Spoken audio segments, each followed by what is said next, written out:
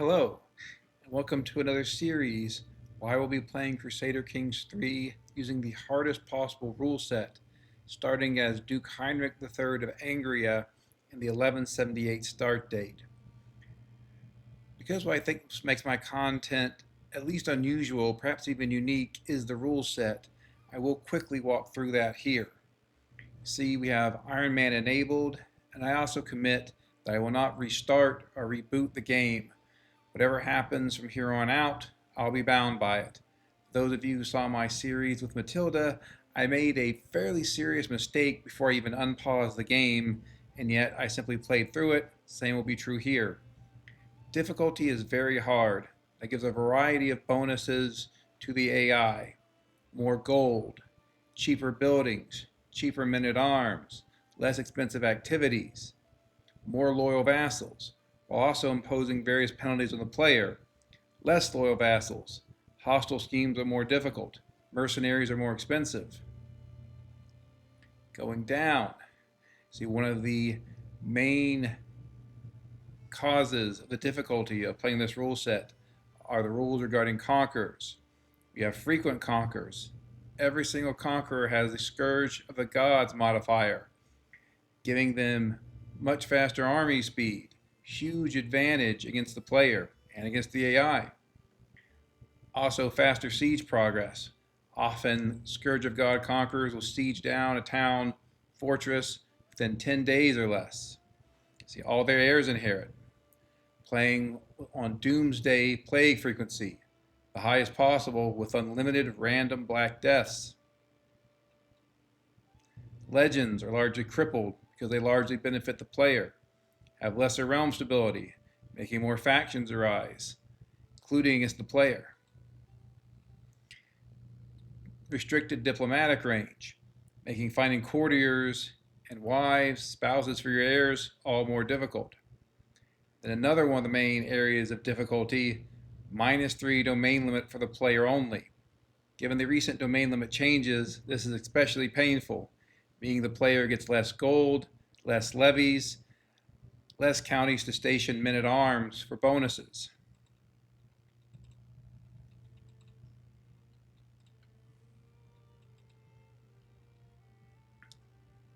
The only unwritten rule that is not included in the game rules here is that I will not become a conqueror. This decision is offered to me, I will decline it, and if I become landless, as I did the last time I played in 1178, I will not take the decision that enables me to become a conqueror when I become landed. So as I mentioned at the beginning, and as stated in the title, we're going to be starting as Duke Heinrich III, the Lion of Angria. So why him? A few different reasons. He is an interesting historical character, and he has previously been a character of the week in Paradox's system.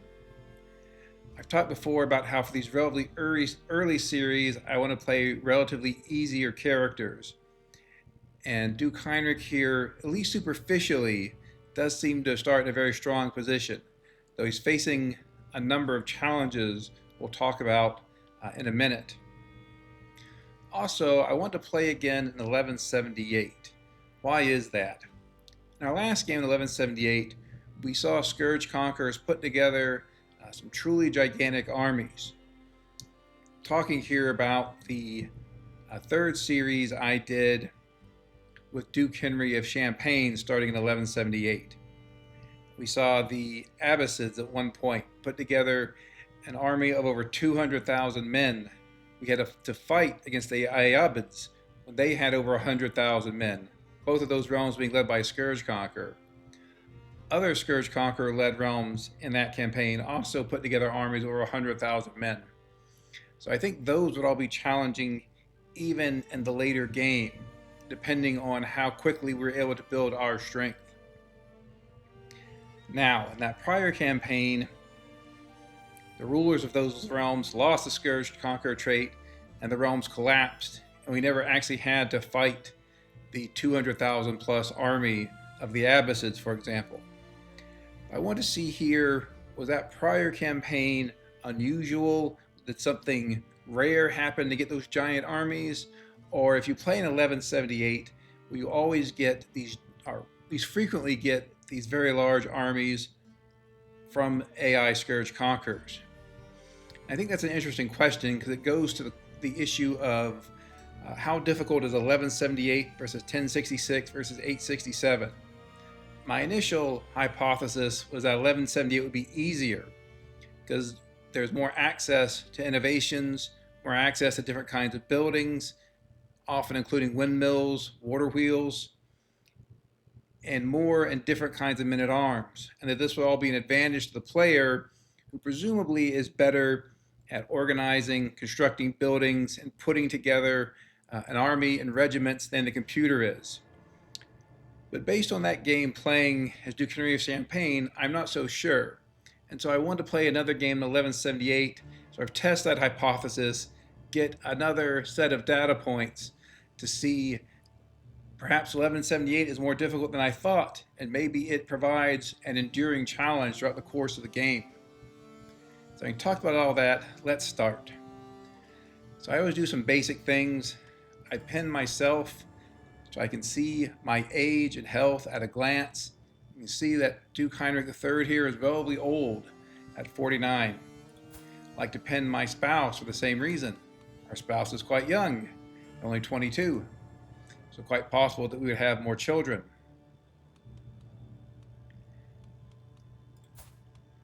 I will pin all of my children. See what they are doing, especially the younger ones and the younger male children, frankly. I want to make sure that they are well educated.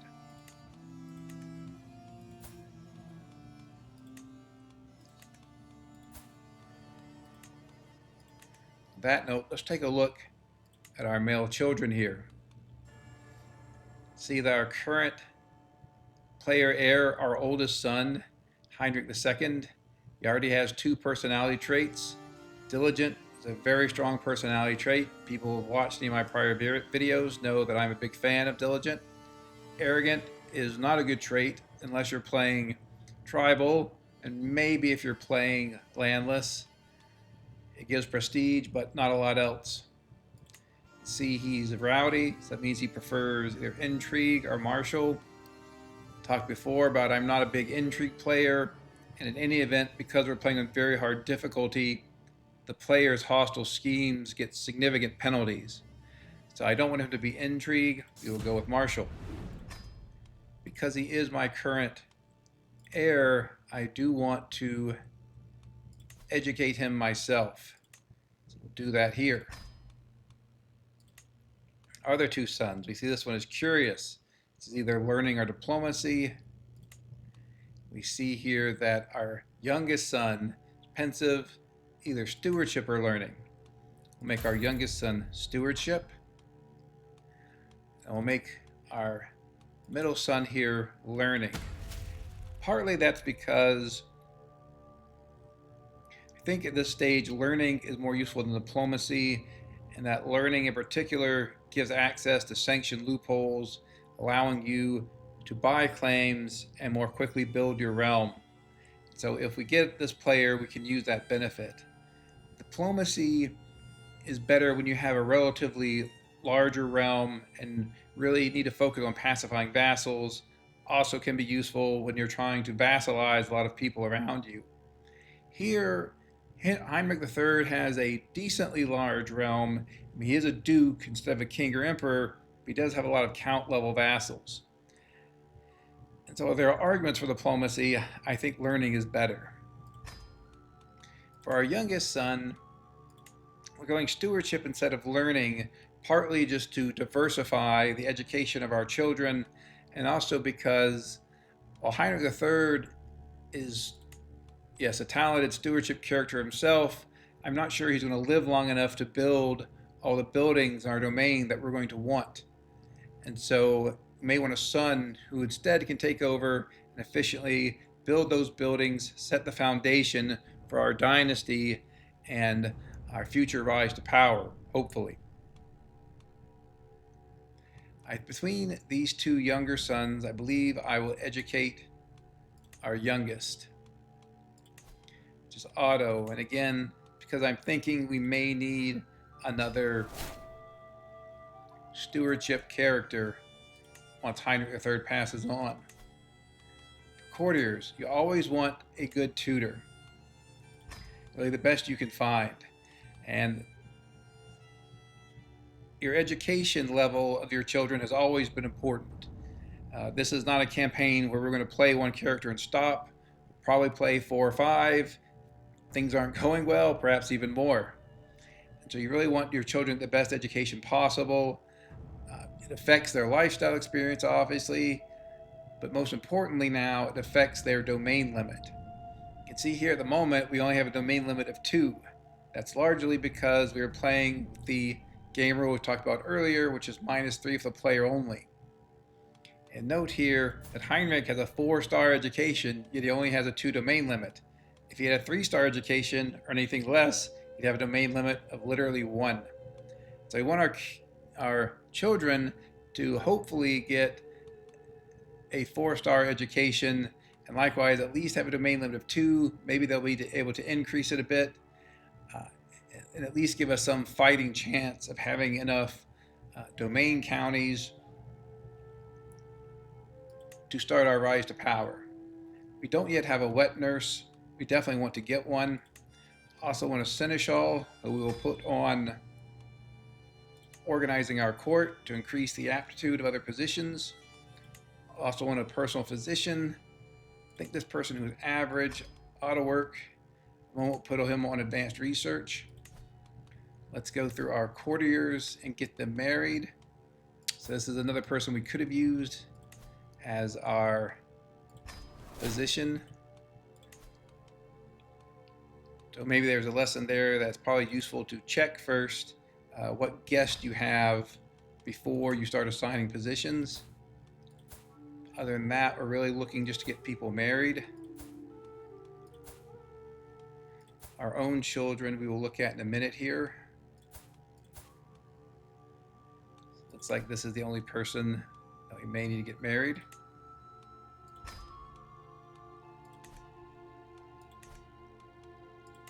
Likely want to bring in a wet nurse, so let's just do that now. Also, we will assign a caravan master, this guy that we hired just now, relatively good caravan master, so we'll put him in there.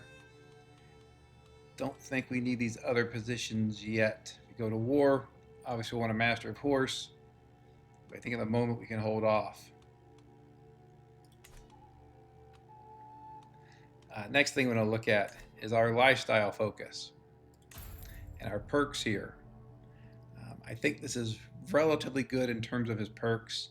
I would have preferred if he would have gone down the architect tree and then have a couple perks in avaricious instead of the reality, which is vice versa.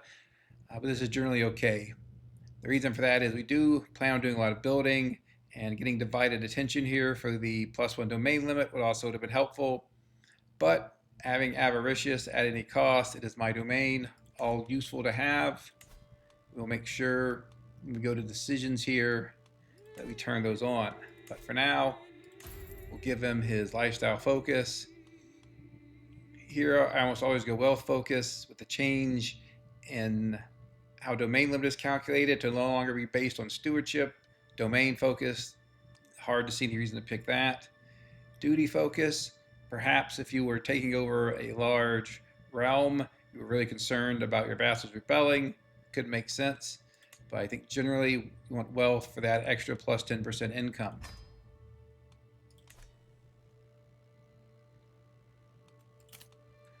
So one thing we see here, talked about before, is that Duke Heinrich is well over the domain limit.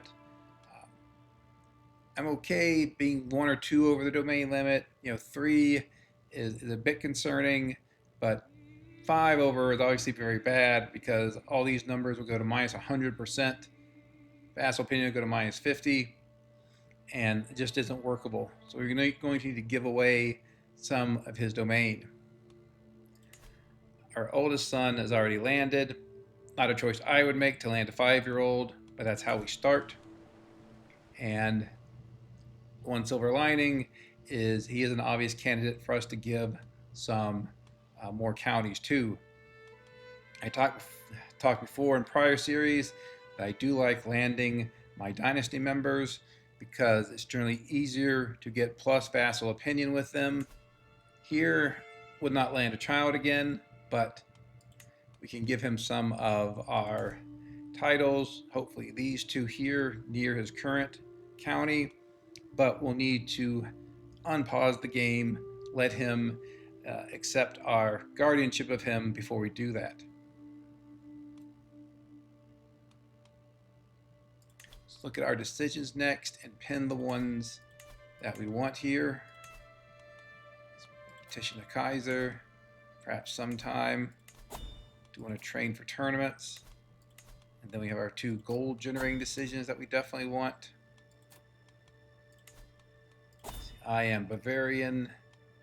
Presumably this is Saxon or something. Yes, Saxon. Can't hybridize with it because it's the same heritage, but it is a different culture.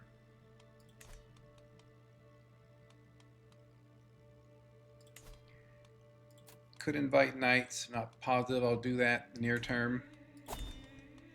Paying those decisions, go to activities. I also want to pin all the activities up here just so I can see them. Otherwise I tend to forget about them, which is quite unfortunate. Instead I can look up, scroll over them, see all the things I can do. I don't think we'll pay homage at the moment. We do have a dynasty legacy. That's helpful. I almost always go with the first three in blood before anything else. Because we're playing in 1178, I think there are arguments to just try to forget about improving the genetics of your family and instead do something else. But I think 1178 to 1453 is going to be longer than you think. If one were to play the entire way, you would go through several generations, and that gives plenty of time to improve your genetics, and particularly the intelligence traits, and especially intelligent and genius just make your character so much more powerful. I think you want to have noble veins. We'll go ahead and extort our subjects and sell trivial titles to get more gold. Hope we'll successor for the HRE, make it ourselves. We'll see what happens. I assume that we are not going to get it, but perhaps. I want to take a look at our Liege.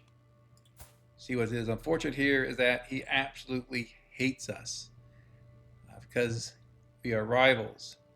That's very unfortunate. Obviously there's a lot of stuff he could do to make our lives worse. I think we should start here by swaying him, even though it's unlikely that we succeed. We really want to get his opinion up with us. So in terms of Duke Heinrich III's challenges, some of them would be present in a normal rule set game, but there is one that is present because we're playing on this particular rule set of the hardest possible rules. The ones that would always be present is that he's currently 4 over his vassal limit. This one is quite easy to correct, which is we can have a grand tour. If your grand tour is sufficiently successful, you get the magnificent Liege modifier, which gives you a bunch of very useful bonuses. I think like plus 20% taxes from your vassals, which is great. It also gives you plus 5 vassal limit, which would make us compliant with the number of vassals that we have. So that's great. The more challenging one here is overextension. If you're a duke, king, certainly a count, there's a maximum number of counties you're supposed to hold. If you get over that, you suffer from overextension. You can see here the overextension is costing us 30% of our monthly income, which is just massive. We'd be much better off if we could somehow get a king level title. We'd be much more powerful, making more gold. Assume we'd have more levies as well, but the gold itself has enough reason to do that. So we really want to get a king title. Now, one way to do that would be to keep an eye open in case the Pope decides that he particularly despises some other king. is willing to give out titles on that king's kingdom level title, we could think about attacking and taking that. But more likely, what we want to do is form a title of king ourselves. There are two options here. One is Germany, which is one of the biggest kingdoms in the game. The other is Bavaria, which is large, but not as large. You can see for Germany here, we would need to get 18 more counties. The problem is every county we get exacerbates our overextension, meaning that expanding really doesn't help us unless we can become a king, and we'd have to hold another 18 counties, and we'd probably go to, I don't know, -60, -70% for the overextension. Just don't think that's feasible. The other one is Bavaria, where you can see currently we would need 10 more. That's not good, but it's better than 18. So the other issue that comes from the rule set is we are playing on total exclave independence. What that means is that when a character dies, all land that is not connected to the territory that contains the character's capital, connected either by land or by sea, will become independent. So if we were if we were to die right now, our territory down here, the Duchy of Bavaria, would become independent. One could argue that's not the worst thing. It would solve our overextension and above vassal limit problems, but I would prefer to hang on to as much land as I can, since land is power after all. So what I would like to do is both form the title of King of Bavaria while also connecting connecting the Duchy of Bavaria to my core lands up here in Angria. So the obvious way to do that, given the duchies that are part of Bavaria, is to start by taking Nordgau. The thing we also want to do is consider holding our tending activities that would raise our currently quite low legitimacy, which would likely mean that we would need fewer counties to form Bavaria. Currently we need 22. If we increased our legitimacy, that could drop significantly. Maybe even 18, maybe even 15. And so I think what we do is start here by looking at Nordgau. Their military strength is currently inferior to ours, which is good. They don't have any alliances at the moment. So given that, I think let's have our bishop begin fabricating claims. We'll have our bishop try to fabricate as many claims as possible to Nordgau, assuming he doesn't hit and get lucky, give us a duchy claim, while we do other things. And what are those other things that we're going to be doing? Well, first let's look at our tips, just to make sure we're not endorsed by our bishop, which is bad, but I think having the rivalry with our liege is even worse. Change our son's contract, but not at the moment, because he's still considering our proposal to be his warden. We will station our men-at-arms, but again, after we give some away to our eldest son. So instead, I think we think in terms of activities. One thing I'm curious about is if we hold a feast, would we be able to get our liege to come as our guest? He would. So I think this may be the first thing we want to do, because we really want to get his opinion of us up. Cost 257, we have 1,000 gold, we're going to have more gold coming in. So I think this makes sense. I think we even want to befriend our liege if we could, but it looks like that is not an option.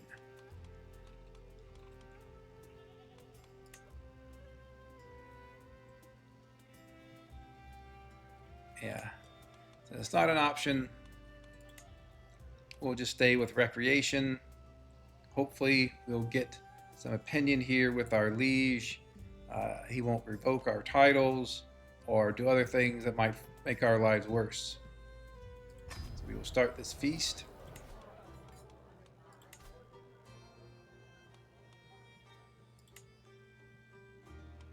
Looking at our laws, we are currently on autonomous vassals, and we do have quite a few vassals here.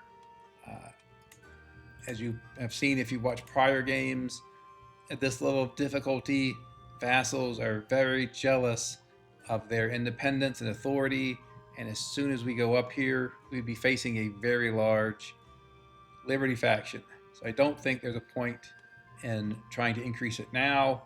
We'll do that once we become more powerful and are better able to handle our vassals forming factions against us.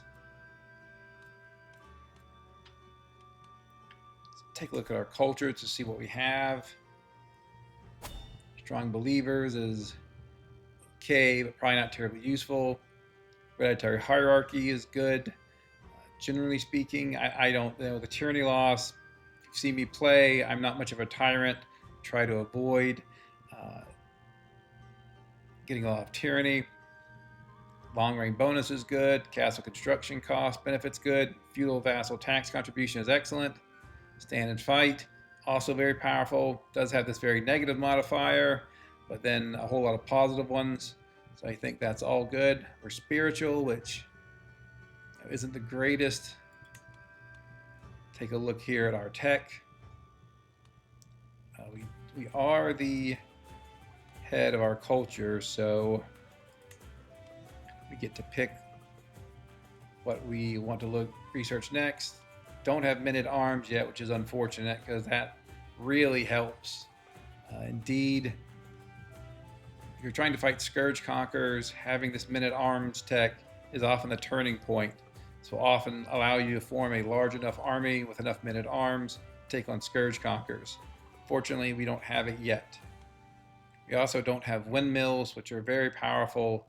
Windmills and water wheels give a lot of gold, much more than any other regular building, such as farms and fields, cattle pastures, hunting grounds, all that. So we really want to get these as soon as we can. So I will make them my fascination. Looking at our council, we will want to go on domestic affairs, simply because we do have quite a few vassals. Also have our steward focus on improving the development of our capital. Maybe we're better off if he improves the development of Brunswick there, since it's has a development that's so much lower, it should develop faster. Our marshal is quite poor, though he's a powerful vassal.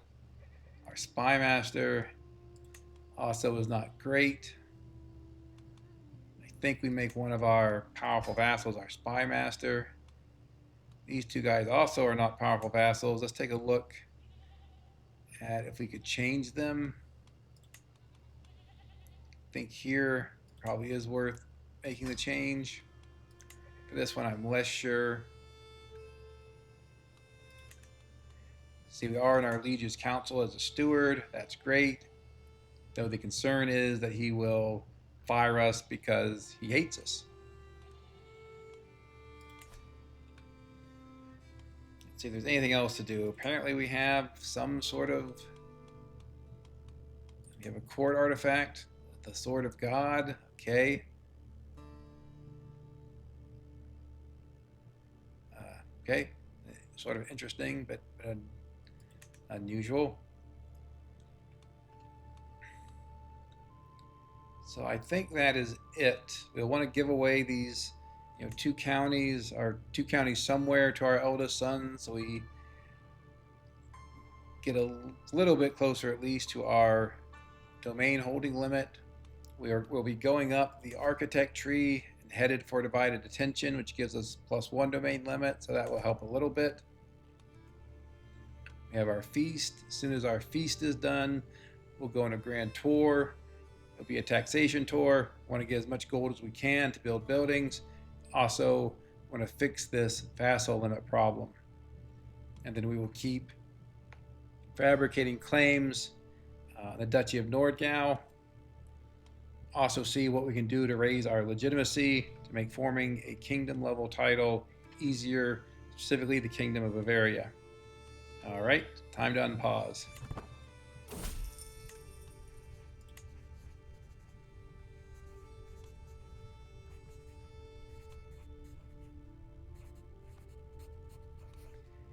I often just take this one. I just said, I trying to avoid tyranny. That's true, but here, your subjects lose 10 of you. Here they also lose 10 of you, 10 opinion of you. You get some dread here. So I sort of think that this is the better choice much of the time. Oh, one thing I really meant to do that we'll do right now is alliances.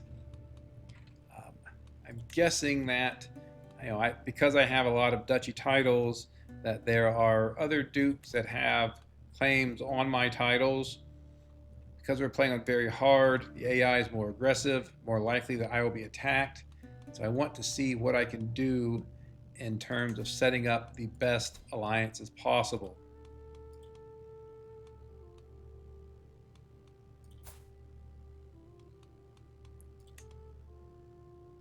See Poland here. Their king is just 40, very close to our domain. He has a lot of levies. He doesn't have a lot of men-at-arms yet. Gold seems strong. I really think he's probably going to be the person we want to form an alliance with. Let's check out the King of Scotland. Only 35. Again, I think perhaps the AI doesn't start yet with a lot of men-at-arms. So he's making significantly less monthly income than the King of Poland. So I think let's go with Poland here. I assume we won't get a matrilineal marriage. Nope. That must be his main heir.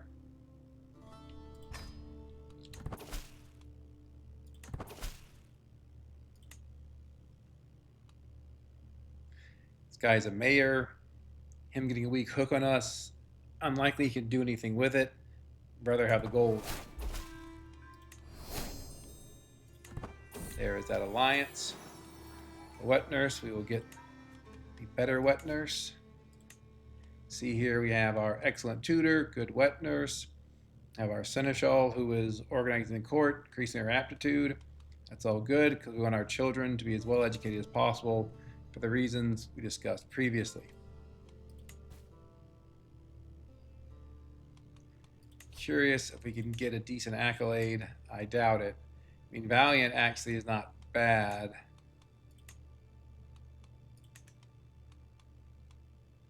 Got some armored footmen. We have some armored horsemen. That's both good. Those are quite powerful units. Pikemen can be good if our enemies are going to have horsemen. So Count Heinrich here. Let's see if we can give him these two titles. We can. That's good. So go ahead and give those out to him. Also modify his vassal contract to increase his tax a bit at least. Not very much, but every little bit counts. And if we become his rightful liege, that would help as well. No reason to make his contract Castellan. If we had scutage, we'd probably do that because scutage is more taxes. Instead, this looks good. Let's continue on. I feel like I'm forgetting to do something, and it's annoying me at the back of my mind. Okay. So because we're playing on very hard, we only get to propose 2 alliances with rulers outside of our realm who are not related to us. And there, we only get 1 major and 1 minor alliance. And sometimes the minor alliance are what the AI considers to be a minor alliance. What the game does is an alliance that's almost useless, like with a barony or something that just even not worth even calling in. But while that limitation is on us in terms of the alliances we propose, AI rulers can still come to us and say, hey, want to marry one of your children? We'll give you this alliance. Navarre is relatively far away. This guy is not the most powerful ruler, but I do think having another alliance will help. If he tries to get us involved in his wars, we'll probably just turn him down. But I do think willing to give away our eldest daughter here. We have 3 sons, so the chances that we'd be playing as one of our daughters is very low. So I think we accept that. We have 2 strong alliances. They're both outside of the HRE. So in the event that Barbarossa, our liege, were to try to revoke our titles or otherwise do something that would really harm our prospects, and we need to go to war with him, or if some scourge conqueror appears and we feel we need to get independence immediately, so we can either swear fealty or become a tributary of that scourge conqueror, we now have 2 allies that can help us. I assume we will not be able to get any other alliances, but let's check. Yeah, so these are alliances within our realm. They could be useful to stop factions, but not alliances we would be able to get to help us in any wars.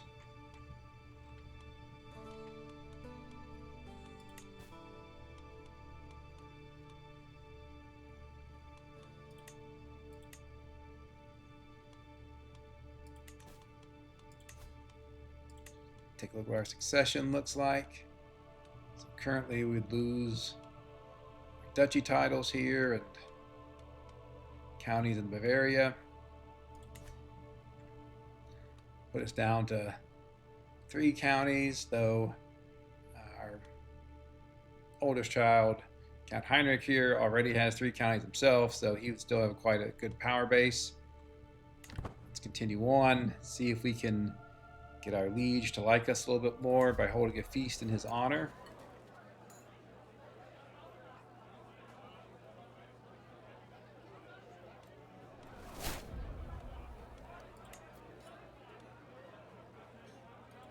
Hoping that will be enough gold to start a grand tour that hits 10 stops. Probably make them all in our northern realm here.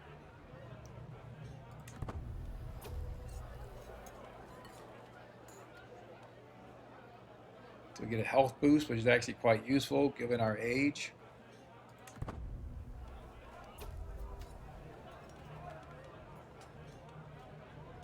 Take this second option here, improve opinion, and we don't have any stress, so don't need to worry about the first option.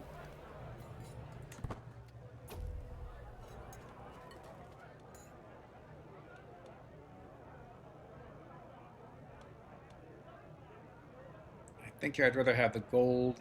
This doesn't seem to hurt our opinion with Barbarossa or anyone else. We just lose some prestige. I think I'd make this trade.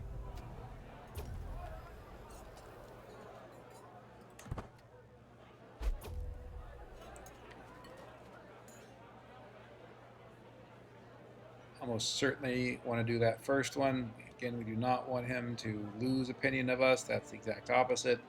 We'll take the stress. Hopefully we lose it when the feast ends.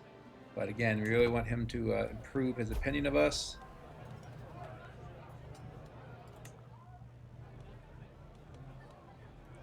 So he went from negative 95 to plus 10. I think that's quite useful. Finish our feast to continue on. Normally, I would likely either sway our realm priest here so we get more gold by having him pay taxes, portion of the temple taxes to us if he has a positive opinion. But I think it's more important to try to get our liege up to like at least plus 50 or so. Ideally, we do something where he would stop being our rival, because that is quite concerning. We don't want him to be thinking about how to screw us over. So next, Grand Tour. Wow. I have a lot of vassals, but they are all elsewhere apparently. Maybe they are returning from my feast. So we will hold off on that for a minute. So we see some plague over here in the English part of France and Brittany. I hope that's far enough away that it won't come affect us. You can see here that we have tons of vassals. So we ought to be able to hold a grand tour that easily hits 10 stops instead of 2.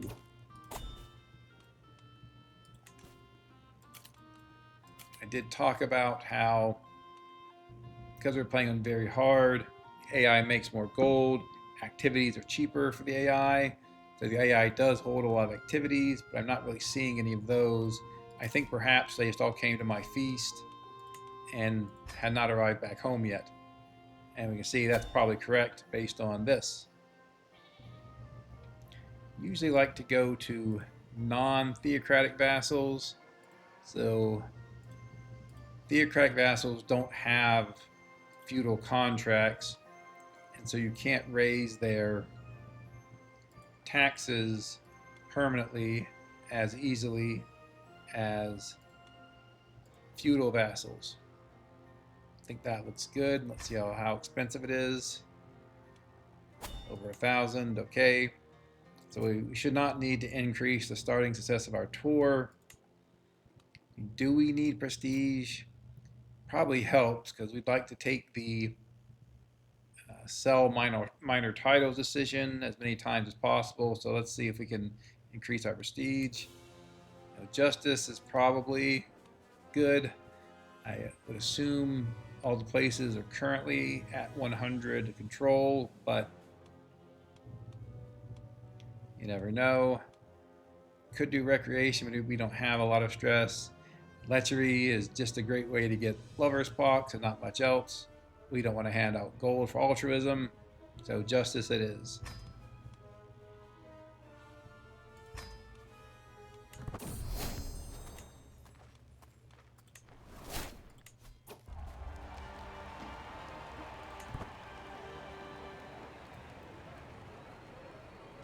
Again, we'll keep an eye on our bishop fabricating claims. Don't want this sword. Gold is certainly more useful. We're not going to give him anything. So again, we want to keep hold of all the gold that we can.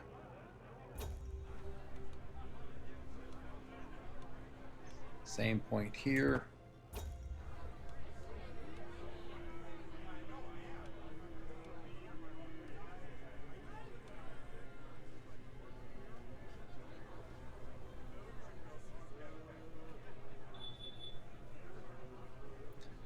Really don't have much piety.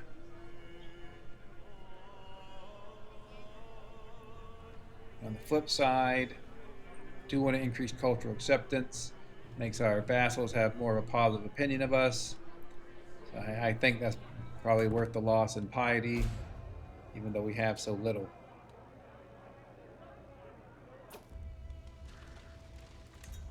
Always want tribute. Here, void stress, and again, don't want to spend money. City building doesn't really help us, so it's the bottom option.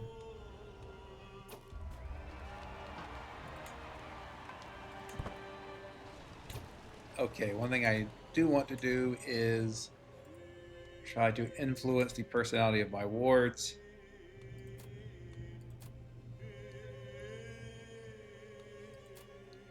This is an interesting one.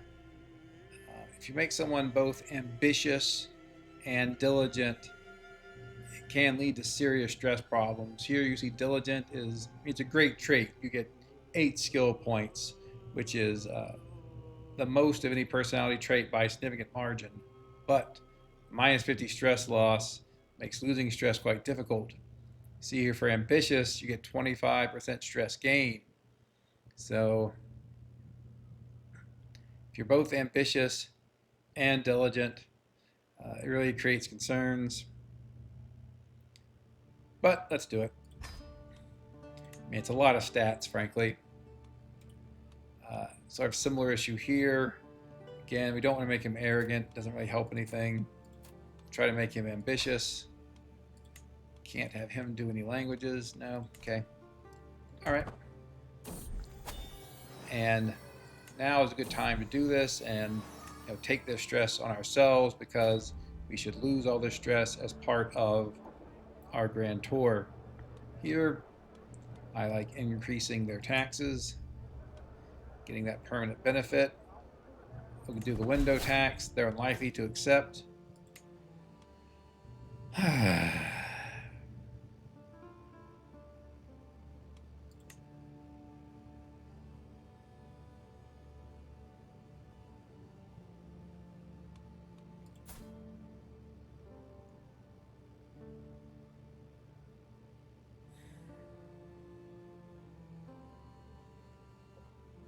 So this is unfortunate. Obviously, this is one of the things that can go wrong.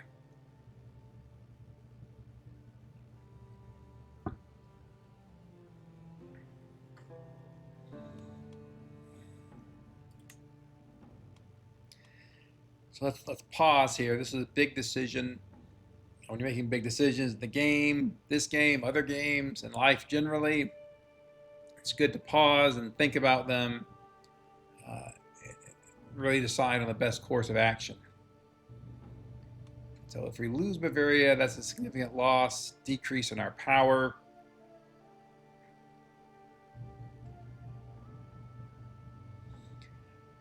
Would have the beneficial effects of eliminating overextension. That would also make it harder for us to get a king title. We'd almost certainly want to look into Germany. I mean, one of the issues here, as I've talked about before in prior series, is that Germany is really catnip to nearby scourge conquerors. Because Germany is such a large kingdom, if there are any scourge conquerors that get around the Holy Roman Empire, the first place they attack will be the Kingdom of Germany. And scourge conquerors have an unlimited kingdom level casus belli that they simply spam. And so you want to think in terms of kingdoms when you're dealing with scourge conquerors. And the first kingdom they're going to take is Germany. At the moment, if they take Germany, then at least we have some land in Bavaria. We wouldn't become landless. Maybe we could try to break free of the Holy Roman Empire. But if we give away Bavaria, then we're staking everything on being able to maintain our hold in these lands in Germany. Again, so we're 36. So the Duke limit for counties presumably is 30. And we've talked before about to create the title in Germany, we need to get another 18 counties. So you probably have to go to overextension again to form the title of the King of Germany. And again, we'd still be at risk of any scourge conqueror coming and taking away our entire kingdom. I believe if we were to win this war, we would depose him. This could be a cheeky way to take over the Roman Empire, Holy Roman Empire, from the very beginning.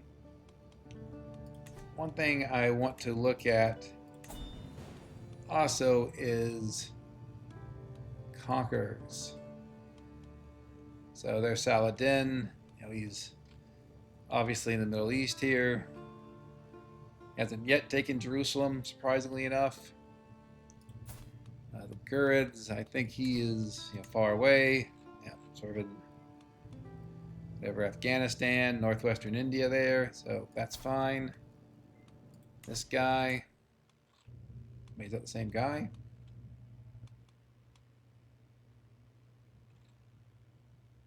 Are those two right next to each other?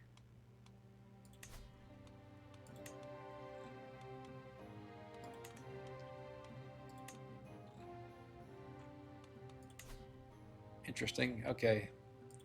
So turning on to the standard viewing screen, see we have this quite tiny scourge conqueror that could get bigger. He's right next to the much larger Gurid scourge conqueror. So at the moment, there are no scourge conquerors near us. Kind of wonder what happens if I just let the game run and don't respond. I mean, I assume it auto declines and he attacks us. Let's look at our allies here. Particularly want to look that they are not fighting in any wars. Ideally, they will come when we call them. So at the moment, Heinrich only has armored horsemen. We can build more pikemen to counter those. We don't have any archers, I don't believe, so nothing that we have would be countered.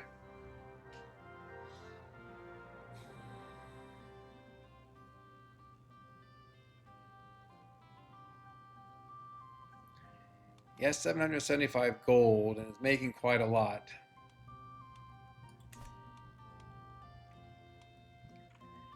We kind of be risking everything on one throw of the dice here.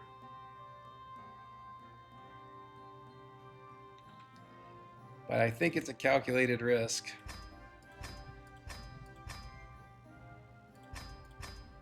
To really counter those armored horsemen.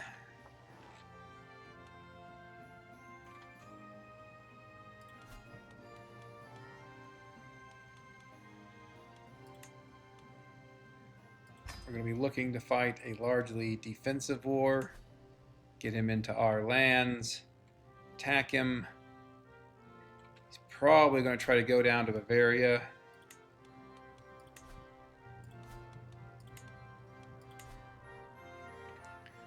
We do have enough gold, hopefully, to get some special mercenaries.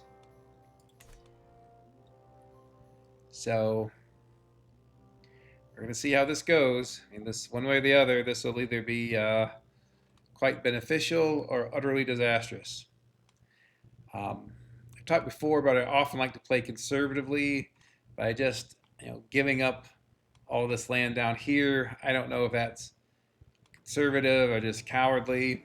I think looking at his forces versus ours and our allies, we should be able to win if we fight in our own terrain. Let's give it a shot.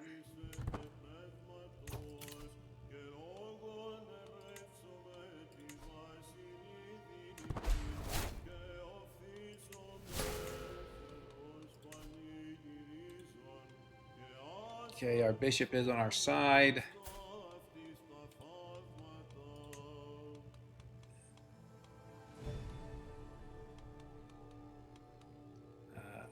Okay, I'm traveling, so I can't romance our wife. Is there anyone else? Well, maybe we should get his opinion of us a little bit higher. Don't need him to fabricate claims anymore. Do want to call in our allies. Huh.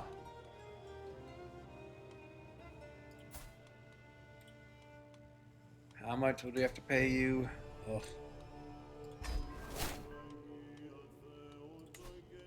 Okay, well, at least it worked.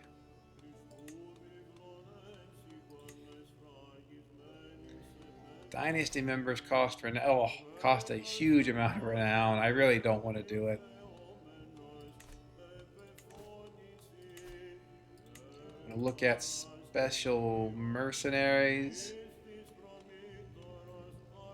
So they're all pretty weak at the moment, so that's not great. Regular mercenaries are probably too expensive. Yep. Okay, well, let's see how this goes.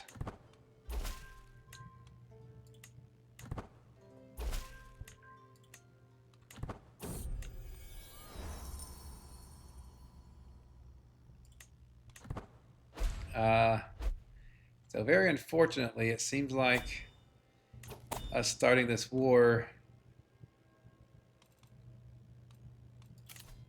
canceled our grand tour. Okay, at least I lost wounded. He hired some mercenaries.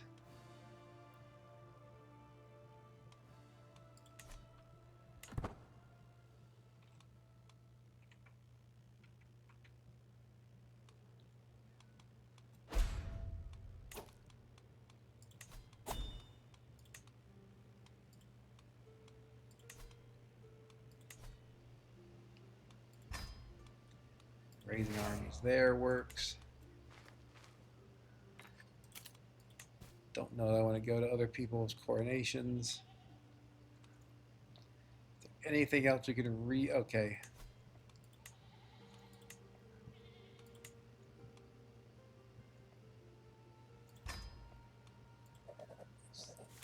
To finish that thought, is there anything else we can reasonably do to improve our strength? And the answer is, see if we can get some good knights. Hopefully Poland will follow me here.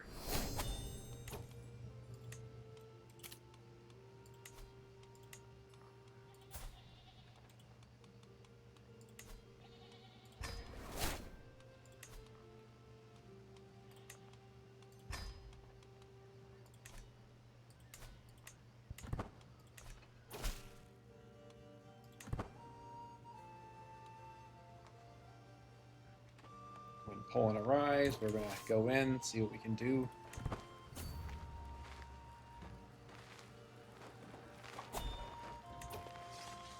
Okay, we got too close. That was probably a mistake. Hopefully our allies arrive in time. They won't. Okay, they will. Okay. Wow, plus 40%.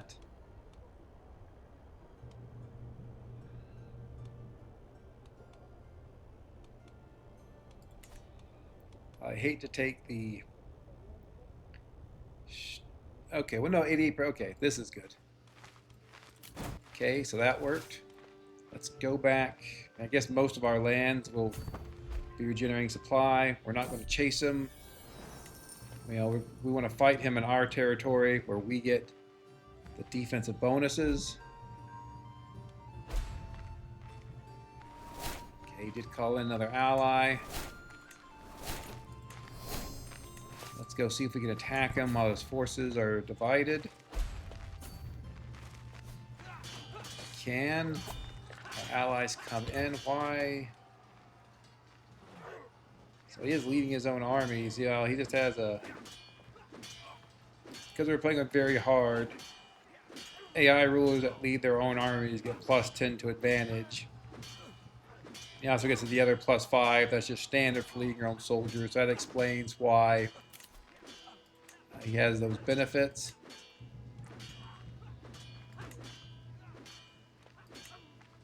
We really need a better... I'm sorry, Count Dietrich, but we really need a better marshal here. We also want to hire a master of horse. I'm not leading my army, so let's increase the pursuit. Anything else we can do here? I don't think so.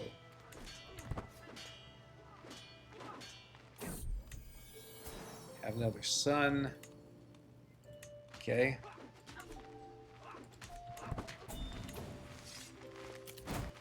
We're up to 79%, so nope, our allies are in a war here. We abandoned them, but it's okay. Up to 92%. That's okay. We can hang here. Has plenty of supply. Support our allies from this position if they get attacked. Who has the war goal? Is it me? Max. 92% is the max. That's a quite odd number.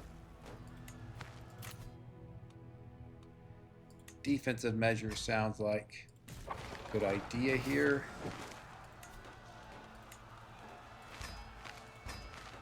Get some more trebuchets.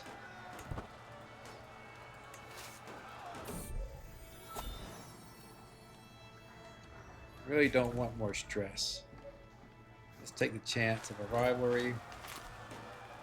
Too far away to join that grand tournament. Probably not a great idea. Putting this knight, on the other hand, is a good idea.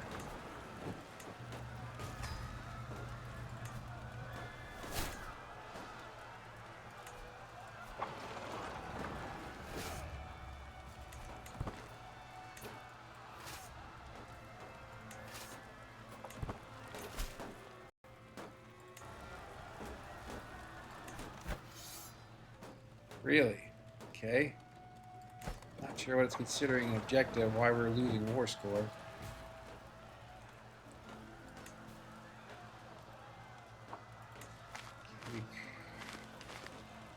my son need a guardian? Shouldn't the tutor be his automatic guardian?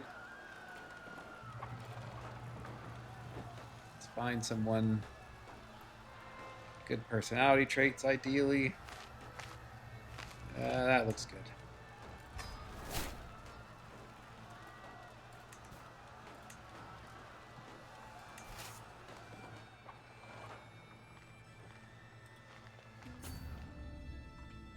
Let's hang out here. Wait until he gets into our territory. Which he might not even do.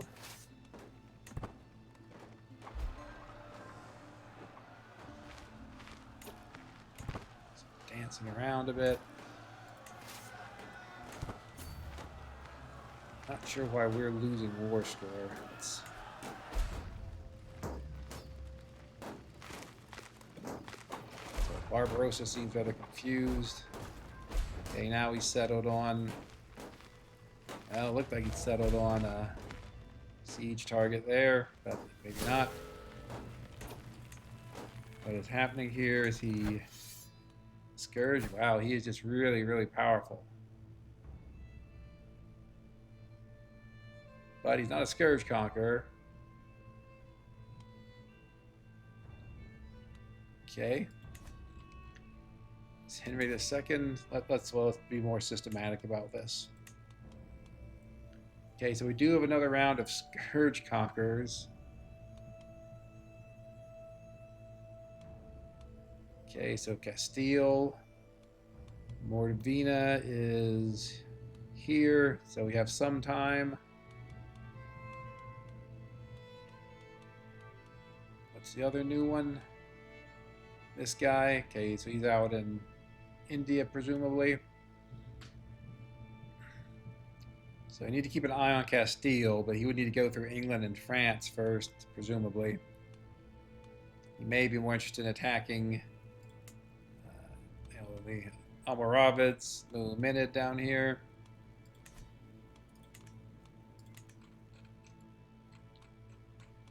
So I think we're okay at the moment on Scourge Conquerors. Barbarossa's on the move again. Where he's moving to, no one knows.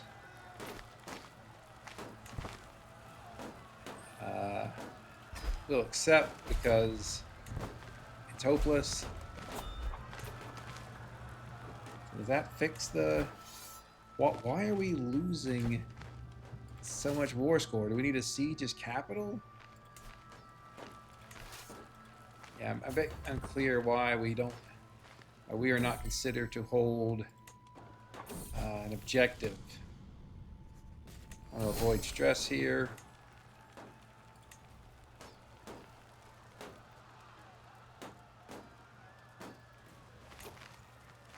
We are so close.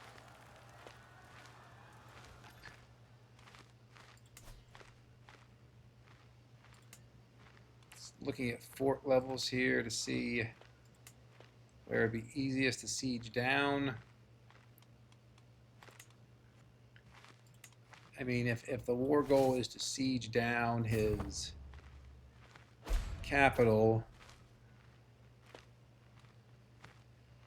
that's not good.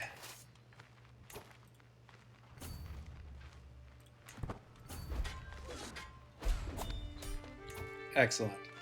Okay. So our ally is attacking these smaller armies.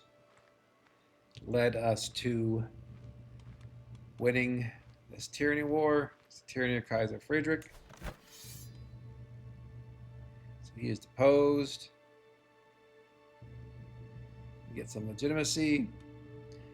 Maybe we get the title. Let's see. No. His son went with the title. That's great. Okay, well, it is what it is.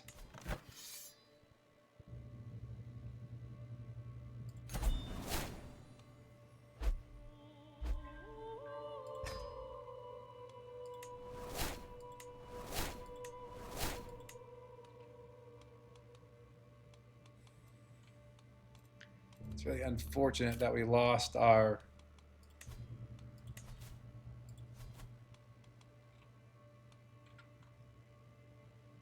Grand Tour. Really could have used that gold. Go back to foraging counties on Nordgau, our original strategy. Yep, that is really unfortunate. Guess there's not much to be done. Hopefully our monthly income will fix itself. Let's go to this funeral. Might as well. Should get us some legitimacy, piety, stress loss. I guess we're de-stressed. So let's take a look at educating our heirs here.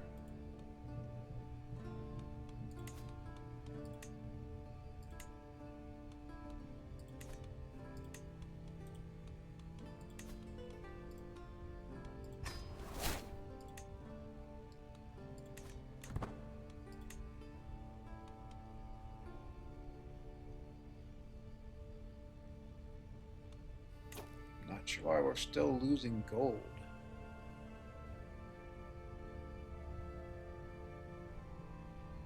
Oh, because our armies are raised. I am an idiot. That would be the obvious reason why we're still losing gold.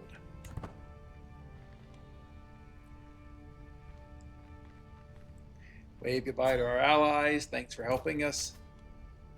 Peasant rabble, don't care. We may have to go help Poland. Might be worth it. Navarre is toast. There's Castile is a scourge conqueror. There's no way that we could help them, and also they will almost certainly be conquered before they will get mad at us for not coming to help them. So we'll take this bottom option to avoid stress. Getting piety sounds good.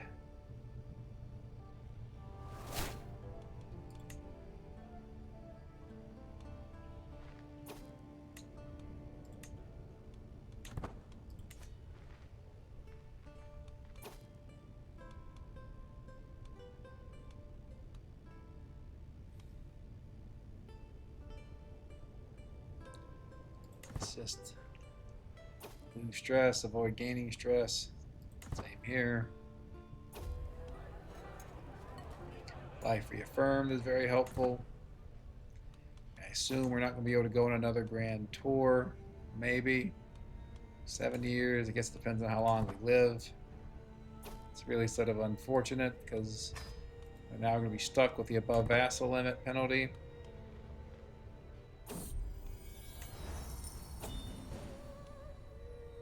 That is unsurprising, of course.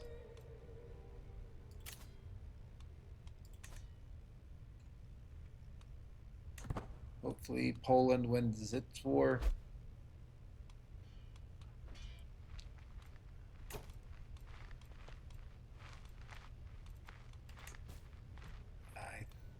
Let's see if there are any good accolades we can create. Tactician is not bad. It's better if you're okay. Vanguard is very good. Yep. All right. It's easy enough.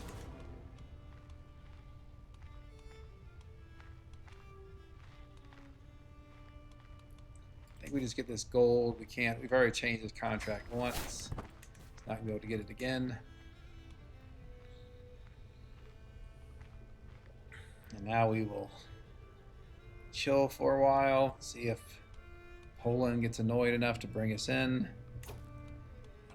The obvious concern now is that Holy Roman Empire is led by a child.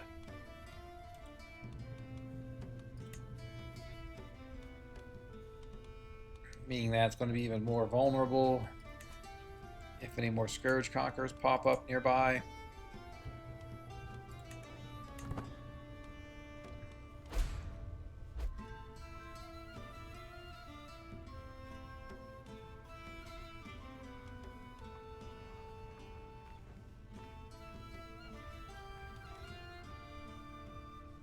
So what I'm doing now is, I guess, sure. I talked before, but I generally find going to coronations is useless, except if it's the coronation of your liege. Then you can advocate domain, get some significant benefits. The Alps are very dangerous. You often get events that where you lose, courtiers or members of your entourage. So being or hiring mountaineers helps with that. Let's also hit some points of interest, especially ones that are very close by.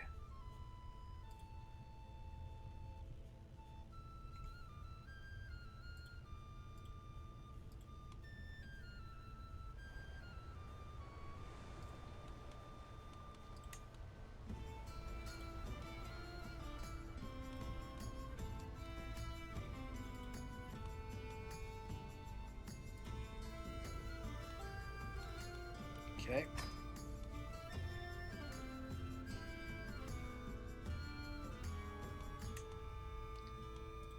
Yes, be on the safe side. Let's hire mercenary guards. I really don't want Heinrich III to die here, especially since he does not have an heir who is of age.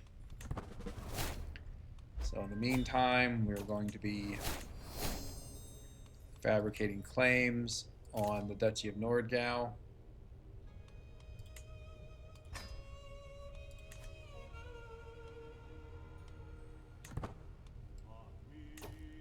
And we do want to change our intent here to advocate domain. Let's see if we can increase our development.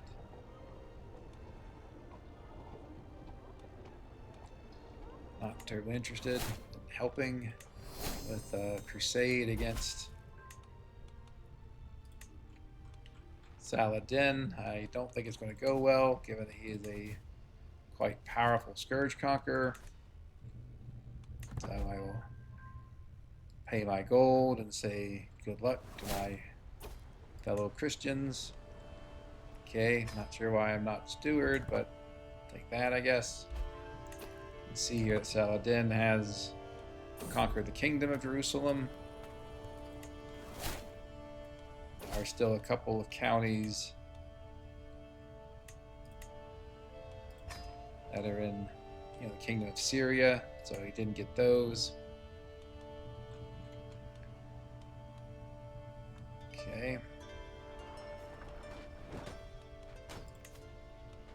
Deal with these peasants.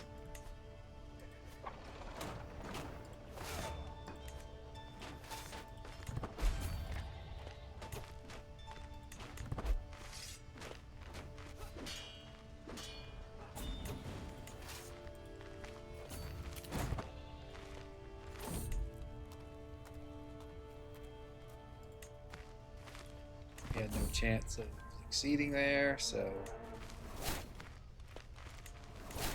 not sure where these peasants are going.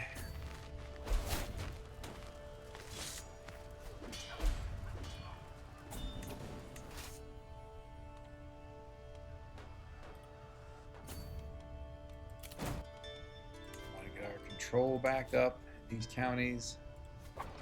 Actually, probably more important to get control up in Goslar, because I think it has a very valuable mine, indeed.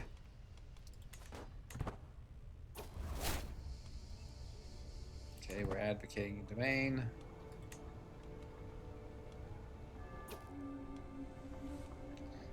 Okay, that is quite the lineup of supporters and detractors. So good luck to young King Otto.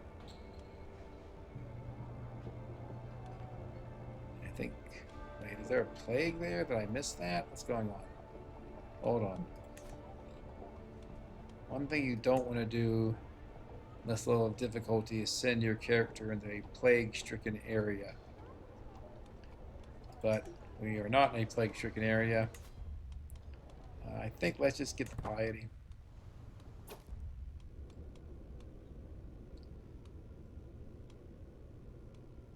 So almost certainly going with the top one. This is where we get the development growth if he accepts. He did, that's good. Get a little more gold. No reason to Almost certainly the middle option here. No reason to have someone become my rival. I do want to increase my legitimacy. That's very helpful, so let's do that.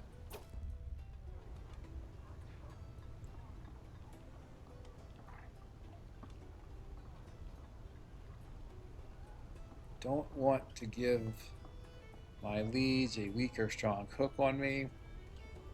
This looks like a pretty reasonable choice here.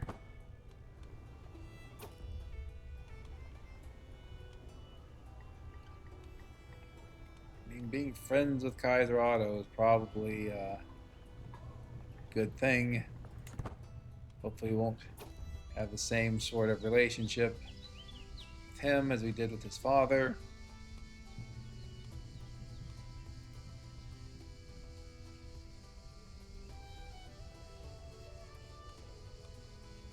Is 15 opinion worth 50 gold? I don't think so. Can we sway him? Does he have to be 16? I guess he has to be 16.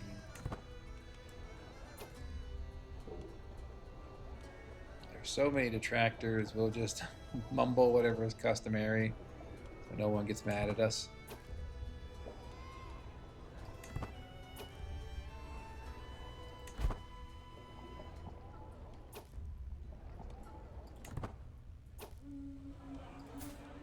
Just for giggles, let's see. Yeah, of course, he's not going to give us any gold. I'm already wealthy. That certainly do not feel wealthy. Speaking of not being wealthy, it's partly okay. I was concerned that my army was raised and doing nothing, and that seems like it is in fact engaged in a battle, so that makes sense. I did not even know I was rivals with this person. Who is he? Sure. I mean, again, I think it's useful to not be rivals with people. Let's check to see if I have any rivals. The concern with having rivals is they try to murder you, which isn't good. Here, don't want to become a pothead. It's lucky you become friendlier with the Pope. You a good knight? Eh.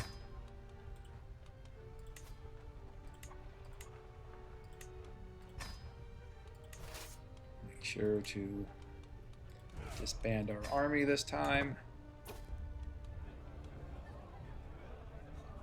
Sworn the oath to strengthen the house, which I'm not even old enough to begin that oath, but okay.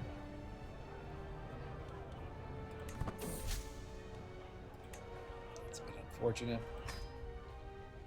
I assume our realm priest just barely.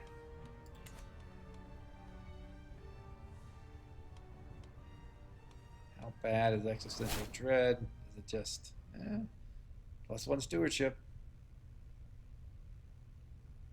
66 stress is just a lot. Jeez.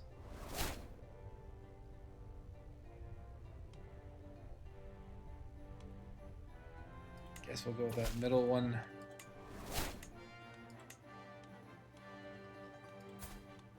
You, let's get you married.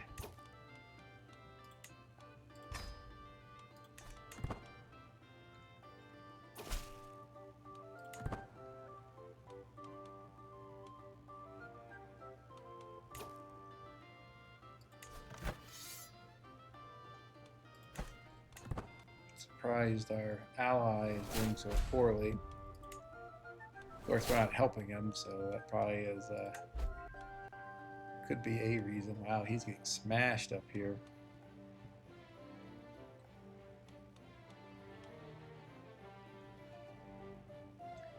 It's just one county, so I don't think it'll affect his overall power very much. Wife is pregnant again. Let's see, we will make him partial for the reasons talked about early in this episode.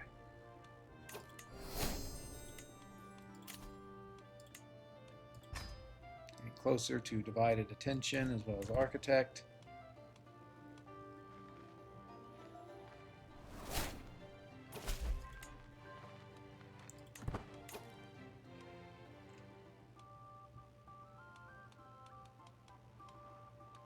daughter is in extremely bad shape.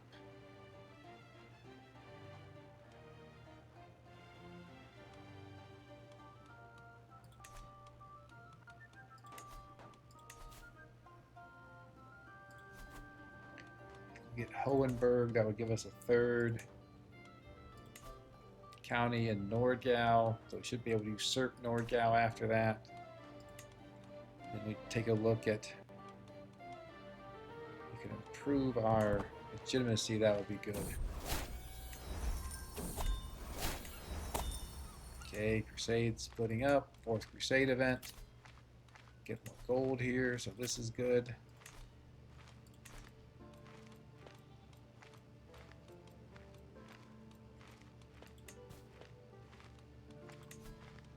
Knight of Might. Okay. Negotiate an alliance with our son, sure.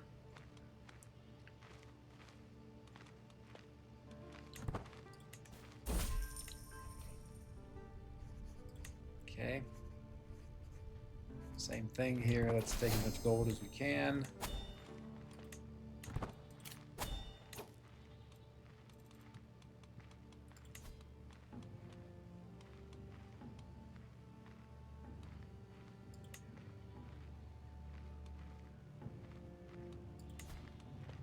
See about constructing some buildings here. Don't want to go crazy. So what would we retain again, just to be sure?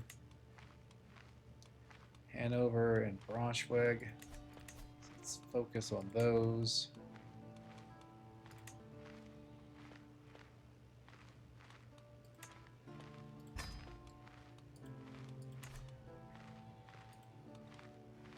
Okay, so I think we'll call this an episode. Been going for quite a while. Things are okay. Would have been very interesting if we could have seized the Holy Roman Empire right off the bat. It didn't happen because other candidates got in our way. But we did get rid of a critical rival in terms of Barbarossa. While I say that, let's make sure. Let's go ahead and get a couple bodyguards in case anyone is thinking of murdering us.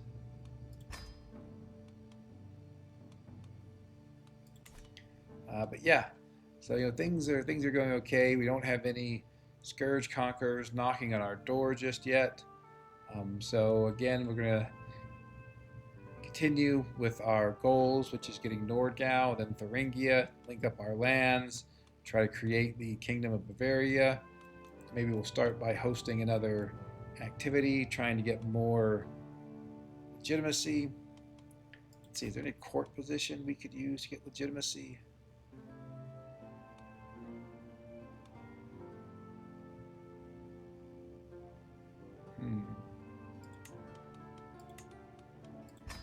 Just in case we hold another feast soon.